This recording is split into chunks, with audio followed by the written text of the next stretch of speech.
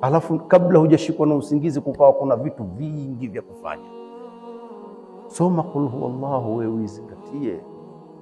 Usome qul a'udhu birabbil falaq, uizingatie ndani yake. Tukifasiri muda hautoshi, sawa sawa. Usome qul a'udhu birabbin nas, uzingatie unachokisema.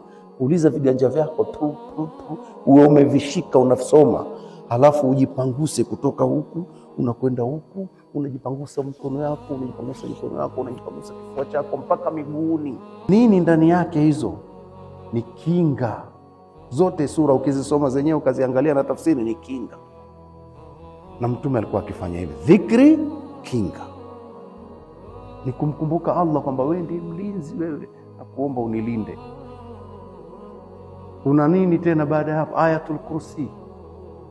Mwenye kuisoma Ayatul Kursi ilivyobeba fadhila, mchawi pia haiwezi. Sawa sawa, haiwezi. Shetani hakusogelei mpaka kuna kucha. Dhikri za kulala hizo. Aya, usingizi umekuchukua na ukiwa umeweza kufanya na nyingine na nyingine, au umekusha kuchukua lakini umeshajiegemeza kwa Allah Subhanahu wa Ta'ala.